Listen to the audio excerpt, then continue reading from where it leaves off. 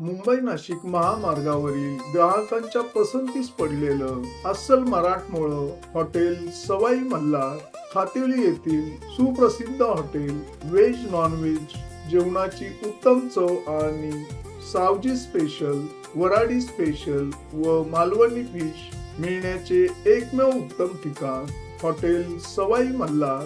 चवीचा शोध इथे संपतो. नमस्कार, मी संजय भालेराव शहापूर गजालीत आपले स्वागत आहे. नमस्कार. आज सकाळी जाताना मुंबईला जायचं होतं, घाई होती. जाताना परिस्थिती बघितली, मुंबई नाशिक महामार्गाचा रस्ता आपलं कोशिंबी गाव आहे पडग्याजवळ. नाशिककडे जाताना कोशिंबी गाव लागतं, पुढे शहापूर लागतं. जाताना परिस्थिती बघितली आम्ही रस्त्याची, आणि मला घाई असल्यामुळे मंत्रालयात जायचं होतं, त्यामुळे मला काही गोष्टी शूटिंग करता आली नाही. मित्रांनो, पाहू शकतायत तुम्ही,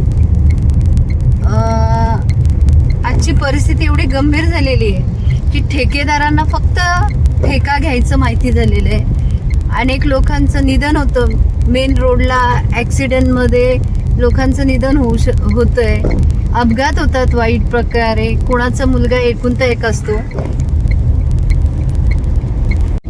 साहेब, तुम्हाला खूप बरं वाटलं असेल हा रस्ता बघून, कारण की तुमचं भाषण इतकं सुंदर होतं ते आम्ही ऐकलेलं, आणि जाणून बुजून आज हा व्हिडिओ करायला भाग पडला आम्हाला. की साहेब इतकं चांगल्या पद्धतीने सांगतात की रस्ते झाले, खड्डे गेले. अहो, खड्डे गेले ना, खड्ड्यात जाऊन मरायची बारी आलेली आहे. आज ज्या कुटुंबाचं करता धरता जी व्यक्ती असेल, कोणत्याही क्षणी कोणत्याही प्रकारचा अपघात होऊ शकतो. सर, डबके तयार झालेले आहेत. प्लीज आपल्यास विनंती आहे की पडग्याजवळ जे काही प्रकार झालेला आहे कोशिंबी गावात, मेन मुंबई नाशिक महामार्ग, लक्षात घ्या साहेब, तुम्हाला डबल ॲड्रेस सांगते. मुंबई नाशिक महामार्ग पडग्याच्या थोड्याशा अंतरावरती कोशिंबी गावासमोर दर्यासागर म्हणून हॉटेल आहे, त्याच्या समोर जे काही रस्त्याचं बांधकाम केलेलं आहे, ज्याने केलं असेल त्याच्यावरती कायदेशीर कारवाई करावी. आपल्याला एकच विनंती करते. खरं तर साहेब, चीड काय येते माहिती आहे का? कारण आम्ही सगळे रूल पाळतो. आम्ही गाडीचं इन्शुरन्स, PUC, कागदपत्र जोडीला घेऊन फिरतो, सीट बेल्ट लावतो, बरोबर की नाही? तुमचे सगळे रूल पाळतो. पण तुमचे जे NHAI म्हणजे काय, national highway authority of India, नाशिकचे जे अधिकारी आहेत ते एवढे भ्रष्टाचारी असतील हे तुम्हाला पण माहिती नसेल आणि भारताच्या नागरिकांना देखील माहिती नसेल, पण बिचारे सहन करतात, कारण पर्याय राहिलेला नाही. हो, हे भ्रष्टाचार होतच राहतात. आज ठाणेपासून नाशिकपर्यंत जे आता रस्त्याचं काम चालू आहे त्याच्यामधलं भिवंडीपर्यंत जे सिमेंट काँक्रिटीकरण रस्ते झालेत ते एकदा येऊन तपासा तुम्ही, आणि जोडीला येताना मोदी साहेबांना पण घेऊन या.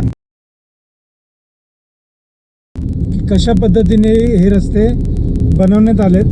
अक्षरशः 8-8 इंचाचे खड्डे, खोल खड्डे पडलेले आहेत रस्त्याला सिमेंट काँक्रीटच्या.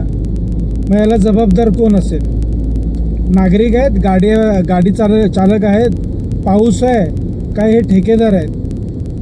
जर का डांबरी रस्ता पण फुटतो, सिमेंटचा रस्ता पण फुटतो, मग आता पर्याय काय याच्यावर? लोखंडाचे रस्ते बांधायचे का? सांगा. आज आम्हाला माहिती आहे ठेकेदाराने एखादा 1 लाखाचा ठेका घेतला तर त्यातले किती रुपये टेबला खालून आणि वरतून द्यायला लागतात, आणि त्याच्यानंतर काम किती लाखांचं होतं हे सुद्धा आम्हाला माहिती आहे.